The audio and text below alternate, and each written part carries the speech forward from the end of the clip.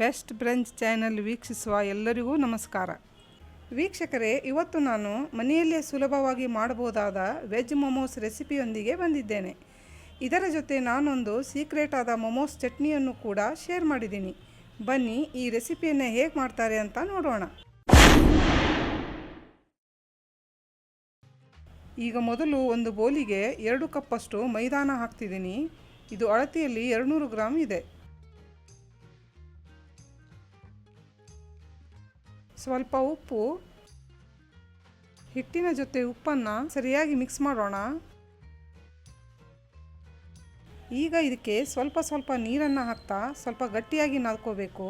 ನೆನಪಿಡಿ, ಹಿಟ್ಟನ್ನು ಚಪಾತಿ ಥರ ಮೆತ್ತಗೆ ನಾದಿದರೆ ಮೊಮೋಸ್ ಸ್ಟಫ್ ಮಾಡಲಿಕ್ಕೆ ಸರಿಯಾಗಿ ಬರೋದಿಲ್ಲ. ನೋಡಿ ವೀಕ್ಷಕರೇ, ಹಿಟ್ಟು ಕಲಿಸಿದ ಮೇಲೆ ಹಿಟ್ಟಿನ ಹದ ಈ ಥರ ಗಟ್ಟಿಯಾಗಿ ಇರಬೇಕು. ಇವಾಗ ಇದಕ್ಕೆ 1 ಟೀ ಸ್ಪೂನ್ ಎಣ್ಣೆನ ಹಾಕಿ ಮತ್ತೆ 2 ರಿಂದ 3 ನಿಮಿಷ ಸರಿಯಾಗಿ ನಾದೋಣ.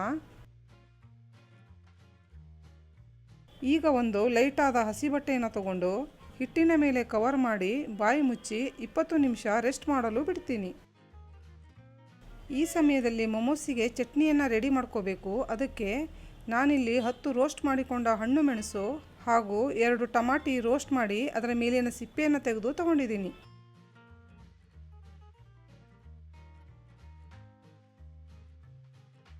2 ಟೇಬಲ್ ಸ್ಪೂನ್ ಈರುಳ್ಳಿ ಸೊಪ್ಪು, 4 ಎಸಳು ಬೆಳ್ಳುಳ್ಳಿ, 2 ಹಸಿಮೆಣಸು, ಸ್ವಲ್ಪ ಕೊತ್ತಂಬರಿ ಸೊಪ್ಪು, ರುಚಿಗೆ ತಕ್ಕಷ್ಟು ಉಪ್ಪು, 2 ಚುಟಿಗೆಯಷ್ಟು ಸಕ್ಕರೆ. ಇಲ್ಲಿ ನಾನು 1 ಟೀ ಸ್ಪೂನ್ ಲಿಂಬೆ ರಸನ ಬಳಸಿದ್ದೀನಿ.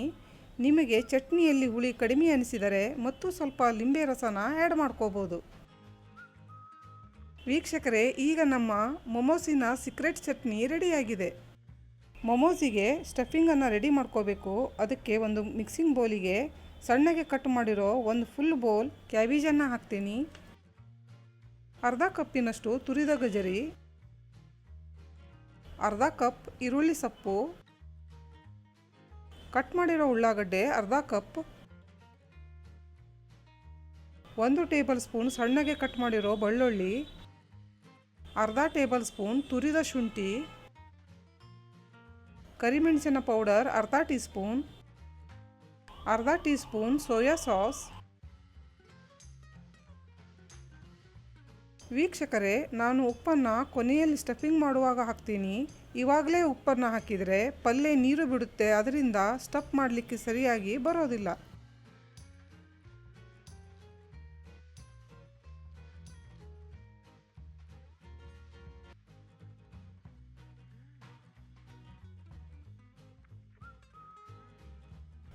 ಈಗ ಕಲಿಸಿದ ಹಿಟ್ಟನ್ನು ತಗೊಂಡು ಮತ್ತೆ 2 ನಿಮಿಷ ನಾದೋಣ. ವೀಕ್ಷಕರೇ, ನಮ್ಮ ಚಾನೆಲ್ಗೆ ನೀವು ಫಸ್ಟ್ ಟೈಮ್ ವಿಸಿಟ್ ಮಾಡಿದ್ದಾದರೆ ವಿಡಿಯೋನ ಲೈಕ್, ಶೇರ್ ಹಾಗೂ ಚಾನಲನ್ನು ಸಬ್ಸ್ಕ್ರೈಬ್ ಮಾಡಲು ಮರೆಯಬೇಡಿ. ಹಾಗೂ ಪಕ್ಕದಲ್ಲಿರುವ ಬೆಲ್ ಐಕನನ್ನು ಕೂಡ ಕ್ಲಿಕ್ ಮಾಡಿ. ಅದರಿಂದ ನಾವು ಬಿಡುವ ಹೊಸ ರೆಸಿಪಿಯ ನೋಟಿಫಿಕೇಷನ್ ನಿಮಗೆ ಬರುತ್ತೆ. ಇವಾಗ ಇದರಲ್ಲಿ ಚಿಕ್ಕದಾಗಿ ಉಳ್ಳಿಯನ್ನು ರೆಡಿ ಮಾಡ್ಕೋತೀನಿ. ನೆನಪಿಡಿ, ಉಳ್ಳಿನ ದೊಡ್ಡದಾಗಿ ತಗೋಬೇಡಿ. ನೋಡಿ ವೀಕ್ಷಕರೇ, ಉಳ್ಳಿಯ ಸೈಜ್ ಇಷ್ಟಿದ್ದರೆ ಸಾಕು.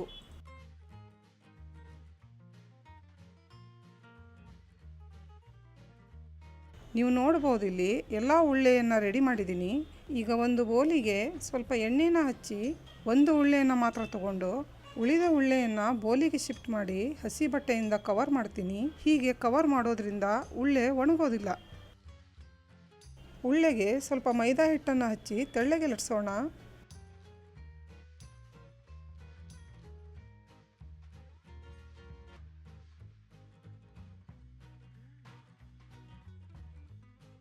ಈ ಸಮಯದಲ್ಲಿ ಸ್ಟಫಿಂಗಿಗೆ ರುಚಿಗೆ ತಕ್ಕಷ್ಟು ಉಪ್ಪನ್ನು ಹಾಕಿ ಸರಿಯಾಗಿ ಮಿಕ್ಸ್ ಮಾಡ್ತೀನಿ.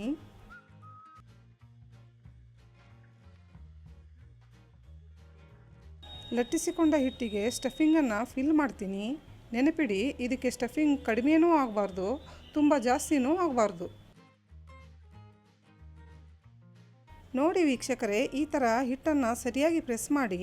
ಇಲ್ಲಿ ನಾನು ಹಿಟ್ಟಿನ ಬಾರ್ಡರಲ್ಲಿ ನೀರನ್ನು ಹಚ್ಚಿ ಪ್ರೆಸ್ ಮಾಡ್ತಾ ಇಲ್ಲ, ಹಾಗೇ ಪ್ರೆಸ್ ಮಾಡ್ತಾ ಇದ್ದೀನಿ.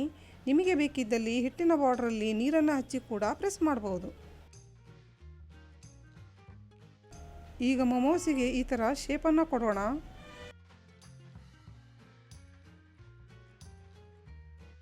ಇಲ್ಲಿ ನಾನು ಇಡ್ಲಿ ಪಾತ್ರೆಯನ್ನು ತಗೊಂಡು ಕೆಳಗಡೆ ಸ್ವಲ್ಪ ನೀರನ್ನು ಹಾಕಿ ಮೇಲುಗಡೆ ಇಡ್ಲಿ ಪ್ಲೇಟನ್ನು ಇಟ್ಟು ಸ್ವಲ್ಪ ಎಣ್ಣೆನ ಹಚ್ತೀನಿ. ಹೀಗೆ ಎಣ್ಣೆ ಹಚ್ಚೋದ್ರಿಂದ ಮೊಮೋಸ್ ಇಡ್ಲಿ ಪ್ಲೇಟಿಗೆ ಅಂಟೋದಿಲ್ಲ. ಇವಾಗ ರೆಡಿ ಮಾಡಿದ ಮೊಮೋಸನ್ನು ಒಂದೊಂದಾಗಿ ಬೇಯಲು ಇಡೋಣ.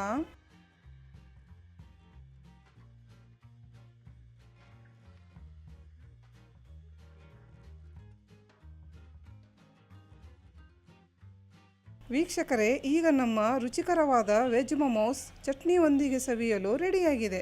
ವೀಕ್ಷಕರೇ, ಖಂಡಿತ ಮನೆಯಲ್ಲಿ ಒಮ್ಮೆ ಟ್ರೈ ಮಾಡಿ ಕಮೆಂಟಲ್ಲಿ ತಿಳಿಸಿ ರೆಸಿಪಿ ಹೇಗೆ ಅನಿಸ್ತು ಅಂತ. ಮುಂದಿನ ಸಂಚಿಕೆಯಲ್ಲಿ ಇನ್ನೊಂದು ಹೊಸ ರೆಸಿಪಿಯೊಂದಿಗೆ ಮತ್ತೆ ಸಿಗೋಣ. ಅಲ್ಲಿಯವರೆಗೂ ಟೇಕ್ ಕೇರ್.